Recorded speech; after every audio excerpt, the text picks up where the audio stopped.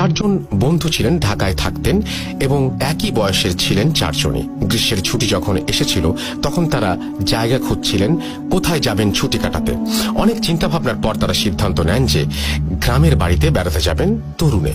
তরুণ ছিল চারজনের মধ্যে একজনের আত্মীয়র বাড়ি। এই গ্রামটাতে অনেক সুন্দর বন ও দেখার মতো অনেক সুন্দর দৃশ্য ছিল। তারা গাড়ি ভাড়া করে সকালবেলা রওনা দিল তরুণে এবং পৌঁছাতে পৌঁছাতে বিকেল হয়ে যায়। ওখানে পৌঁছানোর পর গ্রামের মসজিদে নামাজ পড়ে তারা বিশ্রাম নেয়। যদিও সন্ধ্যা আর তেমন বাকি নেই, তবুও তারা সিদ্ধান্ত নেয় যে আজকেই তারা বন ঘুরে দেখবে এবং সন্ধ্যার পরও তারা ওই বনে সময় কাটাবে। তাদের মধ্যে একজন ছিল ভীতু এবং সহজেই ভয় পেত সে। তিনি এই ব্যাপারে একটু অসম্মতি জানালেন এবং বললেন যে তো আগামীকাল গেলেও তো হয়, আজকেই কেন যেতে হবে? আজকে যে যেতে হবে এমন তো নয়। কিন্তু অন্যরা সাহসী থাকায় তারা বলেন যে না, আজকেই যাওয়ার ইচ্ছে অনেক, তাই আর দেরি না করতে, এবং তুই যদি বাড়ি যেতে চাস তাহলে থেকে যা, আমরা যাব। সিদ্ধান্ত অনুযায়ী তারা সকলে রওনা দেয় বনের ভেতরে। বনে প্রবেশ করার রাস্তায় তারা যখন যায় তখন একটা লোককে দেখতে পায় এবং লোকটা তাদেরকে জিজ্ঞেস করে তারা কোথায় যাচ্ছে এমন সময়। তারা বলে এই বনটা তো অনেক সুন্দর, তাই আমরা একটু দেখতে যাচ্ছি। ওই লোকটা তাদেরকে যেতে মানা করে এবং বলে কিছুক্ষণ পরই তো সন্ধ্যা নেমে আসবে, সন্ধ্যার সময় বনে প্রবেশ করা ঠিক না। কারণ জানতে চাইলে তিনি শুধু বলেন জায়গাটা তেমন ভালো নয়, কিন্তু আর কিছু বলেননি ওই লোকটা। তারা ওই লোকটাকে ধন্যবাদ জানিয়ে যেতে থাকেন। বনের দিকে লোকটার কথা অমান্য করি। তারা ভেবেছিলেন যে হয়তো লোকটা মনে করেছিলেন তারা হারিয়ে যাবে, এই ভয়ে নিষেধ করেছেন। প্রবেশ করার পর ঘুরতে লাগলেন তারা। গাছপালা, হাওর বাওর সবকিছুই নাকি অনেক সুন্দর ছিল। তারা মুগ্ধ হয়ে গিয়েছিলেন। কিন্তু আরো কিছুক্ষণ পরেই সন্ধ্যা নেমে আসলো এবং মনে হলো অনেক দ্রুতই আকাশ অন্ধকার হয়ে গিয়েছিল। আর কিছুক্ষণ হাঁটার পর তারা সিদ্ধান্ত নিল একটু বিশ্রাম নেবে। একটা গাছের তলে তারা বসতে চাইল।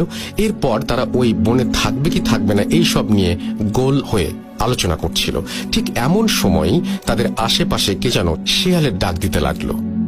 ডাকটা এমন ছিল যে শেয়ালের ডাক বলা ঠিক হবে না, বরং অনেকটা মানুষের কণ্ঠের মতো মনে হচ্ছিল যে মানুষই মনে হয় শেয়ালের ডাকটি দিচ্ছে। তাই শব্দটা ছিল ভয়ঙ্কর এবং শোনার পর তারা কৌতূহল বশত ওইখানে যায় কি হয়েছে দেখার জন্য। এবং কিছু না পাওয়ার পর তারা আরেকটা শব্দ শোনে, একই রকম কিন্তু এইবার অপর দিক থেকে আসছে। তখন তারা ওই দিকে যেতে চায়, কিন্তু তাদের মধ্যে সবচেয়ে বেশি যে ভয় পায় সে একটু দূরে দাঁড়িয়ে একটা কুড়ালের শব্দ শোনে, যিনি কুড়াল দিয়ে খুব দ্রুতভাবে অনেকগুলো গাছে আঘাত করছিলেন। এটা দেখে সে একটু ভয় পায় এবং ওনাদের বন্ধুদেরকে ডাকে। তার বন্ধুরা শব্দের কারণটা বের করতে পারে এবং তার কাছে যায় এবং জিজ্ঞেস করে কি হয়েছে। তখন ওই ছেলেটা কুড়ালিটিকে দেখিয়ে দেয় এবং বন্ধুদেরকে বলে যে এই সময় তো এখানে গাছ কাটার কথা নয়। তাছাড়া ওই লোকটার আচরণ অনেক অদ্ভুত। সাধারণত কেউ একটা গাছ কাটলে সময় নিয়ে পুরো গাছটা কাটে, কিন্তু তিনি সব গাছে আঘাত করে যাচ্ছেন, যেন মনে হচ্ছিল তিনি শত্রুদের ধ্বংস করতে গেছেন। বন্ধুরা সিদ্ধান্ত নেয় তারা একত্রে যাবে এবং ওই কুড়ালির কাছে যাবে এবং তাকে জিজ্ঞেস করবে।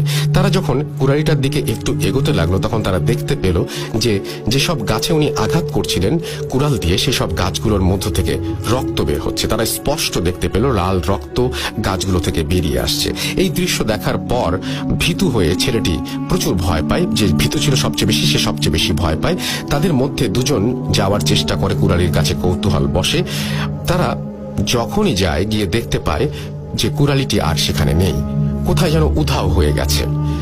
তারা তখন খোঁজাখুঁজি বন্ধ করে এবং সব বন্ধুরা একত্রিত হয় এবং তখনই দেখে যে রহিম কুড়ালি অনেক দূরের জায়গায় একটি গাছে দাঁড়িয়ে আছে এবং যেন মনে হচ্ছে তাদের দিকে তাকিয়ে আছে।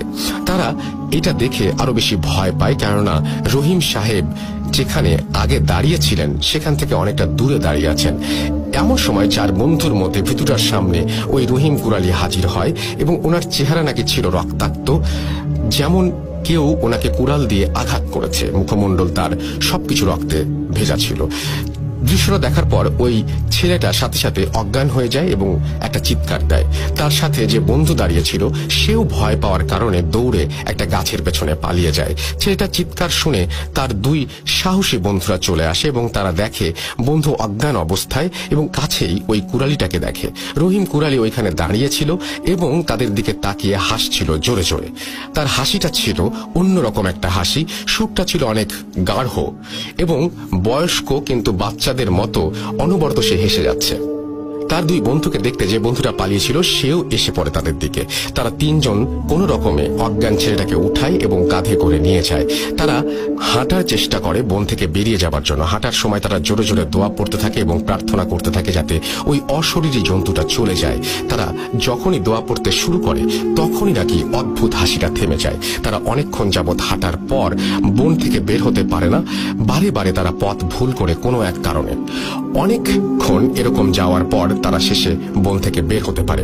বের হওয়ার পর সাথে সাথে কাছের মসজিদে চলে যায় এবং সেখানে ইমাম সাহেব সহ আলো অনেক লোক জড়ো হলে তারা তাদেরকে সবটা খুলে বলে এবং প্রথম থেকে শেষ পর্যন্ত ঘটনা বলে। ঘটনা শুনে তেমন কেউ অবাক হন না এবং ইমাম সাহেব আমাদেরকে বললেন যে আমাদের ওই লোকটার কথা শোনা উচিত ছিল যিনি আমাদেরকে সন্ধ্যায় বনে প্রবেশ করতে মানা করেছিলেন। তারপর তিনি আমাদের এসব ঘটনা ঘটার কারণ জানালেন। তিনি বললেন যে অনেক দিন আগে এই এলাকায় একজন কুরালি বাস করতেন যার নাম ছিল রহিম। তিনি অনেক ভালো মানুষ ছিলেন। একদিন তিনি কাজ করছিলেন স্বাভাবিকভাবে মনের ভেতরে। এমন সময় দুজন লোক এসেছিল কোনো এক কারখানা থেকে ওনার কাছে এবং বলেছিল যে তাদের অনেক গাছ দরকার, যার মধ্যে দুটি গাছ ওই রহিম কুরালিরই ছিল। তারা বলল যে অনেক দরকার থাকায় তাদের গাছগুলো কেটে নিয়ে যেতে হবে। রহিম কুরালি এ ব্যাপারে অসম্মতি জানিয়েছিল, কেননা তিনি ওই সব গাছ বিক্রি করতে চাননি। অনেকক্ষণ এইরকম ভাবে কথা কাটাকাটির পর এক সময় ওই দুজন লোক রাগ করেছিল তার উপরে এবং তারা গোপনে সিদ্ধান্ত নিয়েছিল যে এই কুড়ালটিকে আর বাঁচতে দেয়া যাবে না। তখন তারা তার কাছ থেকে একটা কুড়াল নিয়ে রহিমের মুখে এবং শরীরের বিভিন্ন জায়গায় আঘাত করে নির্মমভাবে হত্যা করে।